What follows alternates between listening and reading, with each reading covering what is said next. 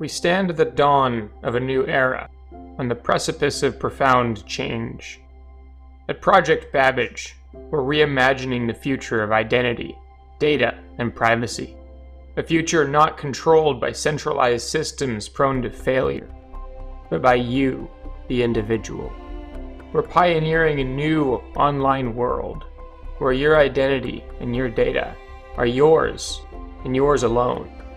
Built upon the original Bitcoin protocol, we're creating a scalable, distributed platform for the next generation of apps and services.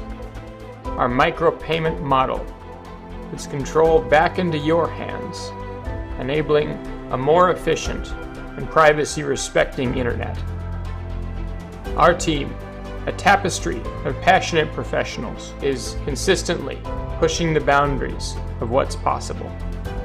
I'm Ty Everett, the founding president of Project Babbage, and we're excited to lead the charge in the distributed identity revolution.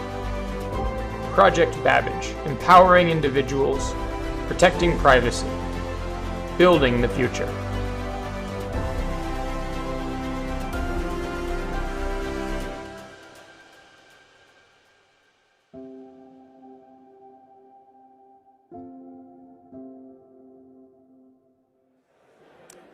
Hey everybody, welcome back.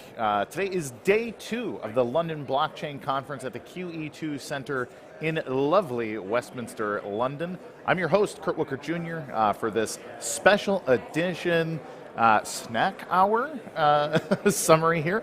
So we had a really interesting morning. We got to hear from former central bank heads. We've gotten to hear panels about corruption in the blockchain space, and people are still filling in and recovering from a night of festivities, as many people do after the first day here at the London Blockchain Conference. Day 1 was fantastic. We had over 1,400 people come through the doors, check out the Expo Center. As you can see behind me, super busy. I'm sitting directly in front of, or perhaps behind, the N-Chain booth as they get Ben McKenzie mic'd up, and hopefully nobody plows into me back here. It's and also hopefully not being picked up on the mic so much. So I just watched a very interesting panel, something near and dear to my heart, with Ben McKenzie, who you may know from the OC, Gotham, and a book coming out soon. Coming out in July. Easy money. Coming out in July. Ben, thanks so much for joining me. No, my pleasure. So let's talk a little bit. Celebrities were brought up on stage. Yes. I was brought up on stage. Well, correct. Huh? So you were on stage as the celebrity who was brought up there, but in conversation. In conversation, yes. The sort of predatory celebrity nonsense, the buy this coin now or use FTX. Right. We've seen a lot of that. Why did this become your issue? Why have you become the blockchain critic? Well, life is very random, so that's the best answer I can give on that, although I go into it in the book. I mean, I got FOMO during the pandemic. I saw a bunch of people gambling on cryptocurrency, and I was skeptical because I have an undergraduate degree in economics, and I like to say easy money. The book I've written is about money and lying. I know about money from my econ degree and from making a little bit of in showbiz over the last 2 decades, but I know about lying because as an actor, I do it for a living. and you know, the way people use language is very, very sort of important and very telling.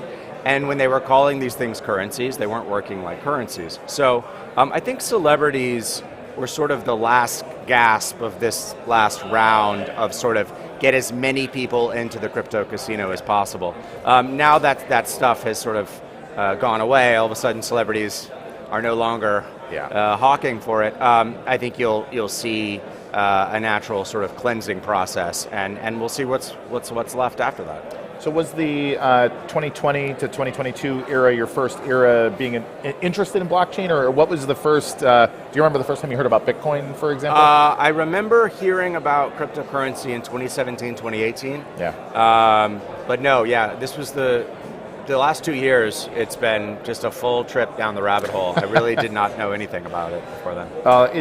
So I really appreciate you. I mean, I've met a lot of celebrity guests that like to talk about blockchain. As a blockchain reporter, I'm meeting people that, hey, I want to pump my thing. And I love your refreshing take on, hey, let's take a step back and see, is there any actual value here? Let's have frank conversations, because for me, as a longtime advocate, I have the exact same problem where people will look at me and say, he's a blockchain guy, so I have to assume he's a scammer, money launderer, whatever else. So this is terrible for my professional reputation.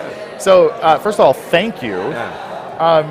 How far do you think you're going to take this? Are you going to end up, 5 years from now, you're still you're on Capitol Hill? Oh God, I hope not. I hope not. I hope not. I mean, I like to joke that I think my wife, my kids, they just never want to hear me talk about cryptocurrency ever again. Look, it's been an incredible ride. I have testified on Capitol Hill already, and I've had the opportunity to interview a lot of colorful figures in the crypto industry, like Sam Bankman-Fried. I want to see how this develops. I am very curious to see sort of what's next, because as you say, there is an underlying technology here, blockchain, that predates the invention of cryptocurrencies. So by, more than a decade. Yeah. So what does blockchain do? I'm somewhat agnostic on that point. I really don't know the answer to it. I don't think anyone really knows the answer to it.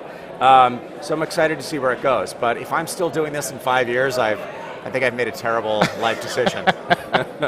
So I fall on both sides of this, trying to decide, is this primarily an incompetence problem, or is it primarily a malicious decision? Yes. Because I think there's a lot of both, actually. Oh yeah. But where do you think, with Sam Bankman-Fried, I think, for example, right, was trying to pretend to be ignorant, and oops, I accidentally caught up, and I think it's pretty obvious, in my opinion, that it seems very malicious. Well, yeah, but I think you're right. I think the false dichotomy is that there's either brilliant criminal masterminds or idiots. It's like most people are somewhere on the spectrum. Yeah. And I think Hollywood really sort of created this artificial sense that the people making the most money through illicit activities are somehow geniuses. Often that's not the case. I joke that so I love true crime, and that's probably one reason why I ended up writing about crypto. But my favorite subgenre of true crime is what I like to call stupid crime, which is like Coen Brothers style crime. The criminals are just kind of tripping over they can't stop tripping over their you-know-whats. Yeah. I think that given that crypto really was the Wild West, there was a lot of buffoonery. People just had a license, I guess is an ironic use of the word license, but they had free reign to do whatever the hell they wanted, and so they did whatever the hell they wanted, and I think Sam seems to be a good example of that. But you're right. I just think it's like this constant mixture of sort of like incredibly Machiavellian sort of strategizing, and also just absolute boneheaded, like what were you thinking? How are you ever thinking you were going to get away with this? Yeah, it's fascinating. It's fun to write about, I will say. It's a lot of fun. I'm sure.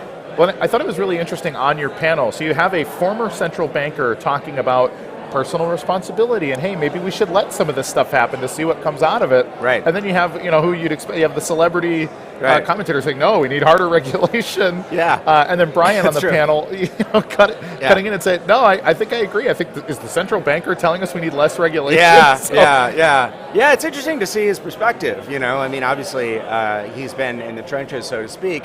But I think the sort of the notion that the United States is pro-innovation and Europe is being left behind, I think also that's a false dichotomy. I think the United States has always prided itself on being on the forefront of sort of whatever the next iteration of capitalism is. Yep. And that's generally a good thing. But the downside is when people use that to take advantage of others. And so, I made the point on the panel, but self-regulation to me, I'm the father of a 9-year-old and a 7-year-old and a 2-year-old. That's not a thing.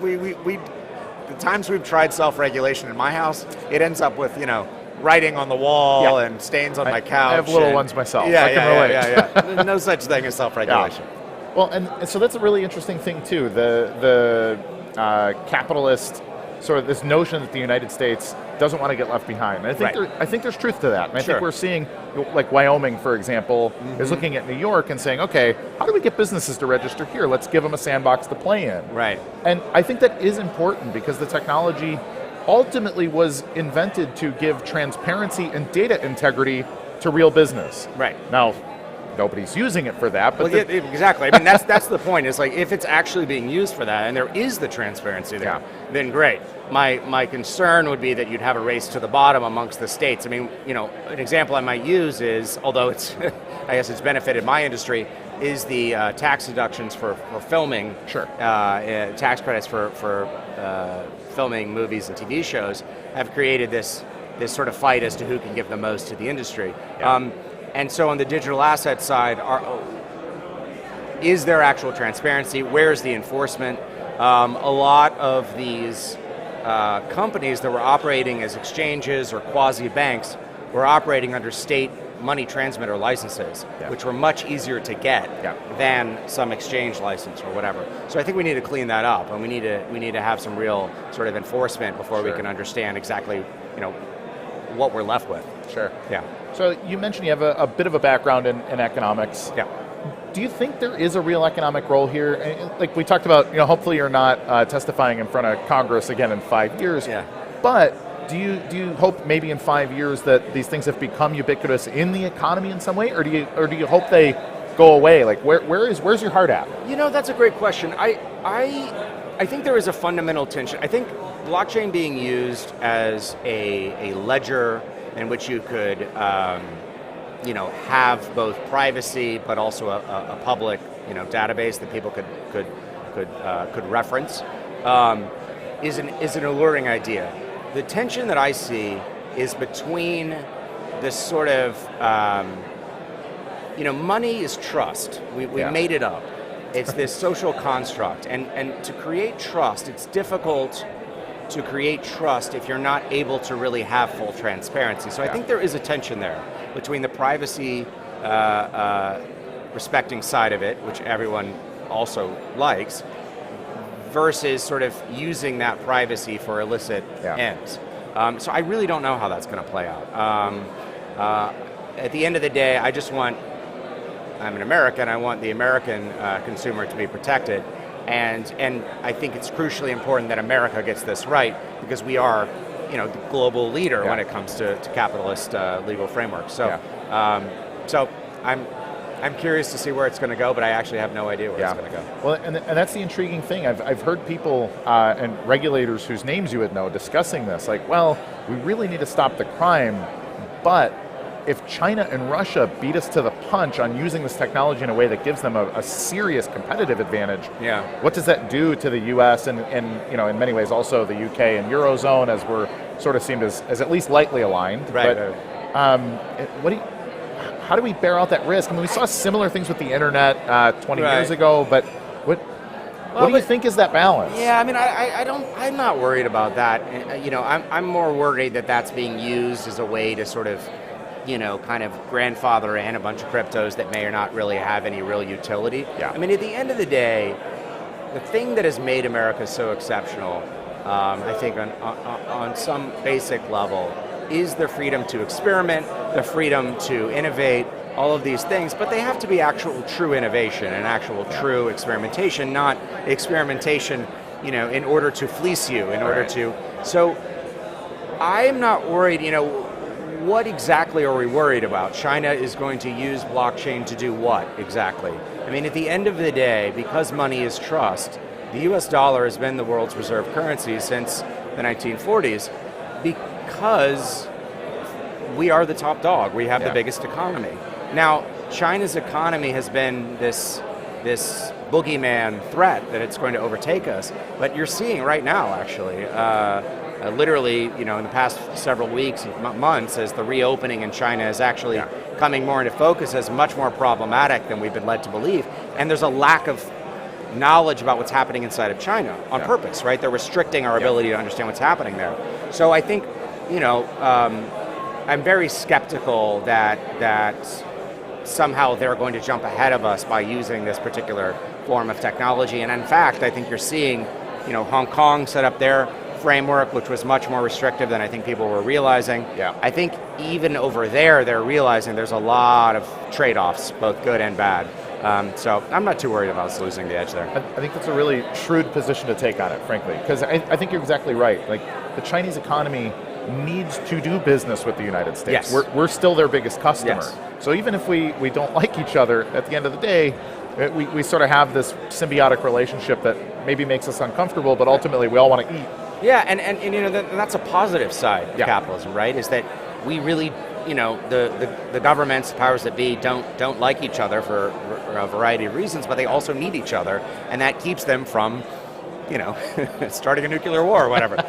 That's a good thing. Yeah. I think that right now we're in a sorting out process as the United States, you know, kind of flexes back and China flexes back, and there's obviously a war ongoing in Ukraine that has, you know, captured the world's attention. Yeah. You know, I think we're in a sorting out process, but that process has two sides to it, right? It's not just that China, the narrative that China is ascendant and the United States is falling apart, you know, no longer really holds water. Yeah. No, I think that's, again, I think it's shrewd, and I think you're absolutely right. And I think one of the problems too, especially when we talk about cryptocurrency, is that it's really unclear which members of Congress or various regulators are involved in this in a moonlight sense. So they understand regulation, they understand financial engineering to a degree. I've also personally theorized, you know, the sort of Wall Street predator type who maybe works at a place like Goldman or something during the day, they understand how they can screw people, but regulations keep them focused at their day job. But at night, I'll just put on a different hat and I've released this new thing, and they're working it on the other side. And so my concern is how many people in an attorney general's office are big holders of Ethereum or involved in some way to, you know, just what, not Ethereum specifically. Sure. But I mean, generically, you know, they're holding these tokens and they're quietly hoping, I got to do my day job, but I hope I get very wealthy because of, you know, whatever their asymmetric investment is. Right. Do you think that there's a corruption to be looked into here? I'm sure there's a bit, but how much of it do you think plays in? Yeah, I mean, I don't know. I think we do need to, you know, Sam Bankman-Fried and his associates gave an enormous amount of money. Yeah. Now, the benefit is that we, because of, you know, FEC rules, we know at least some of that money and where it came from, and now the Southern District of New York has charged him with running this straw donor scheme. So, you know, now we can have a court process and we can figure out, you know, what really went on. In terms of people holding digital assets and not having, I think that is a tension, but that's a tension that goes to the core of what those things are, right? Yeah. Like if there is no necessary, you know, reporting or filing that you own these assets that might, you know, color your perspective, that's a problem. And so I think we need to kind of, you know, I think we need to clean that up. I mean, I think the funding of the IRS, I know everyone's, you know, upset about it, but at the end of the day, you know, we need to have a system that works transparently for everyone. And so if it's finding tax cheats, particularly extremely wealthy tax cheats and how they're avoiding taxes, I think that's a good thing. So bringing up wealthy tax cheats, there's been a lot of criticism of the IRS. I think they just hired 87,000 new agents, and they're looking for people that didn't claim, I think the threshold was $600. So we're talking about very normal people in the United States. And then I think there's a contingent of those people that see Bitcoin and cryptocurrency as a bit of a protest or their opportunity to get out of poverty or that kind of thing. I think there is a real tension there. Yeah. Do you think there's any opportunity in the blockchain space for investing your way out of poverty in the situation, or is that all nonsense in your opinion? It's mainly nonsense. It's, you know, so the book that I wrote is Easy Money. It's cryptocurrency, but it's casino capitalism and the golden age of fraud. Casino capitalism is the notion that we're turning everything into a casino. People are down on their luck. You know, a large percentage, I think the majority of America lives paycheck to paycheck.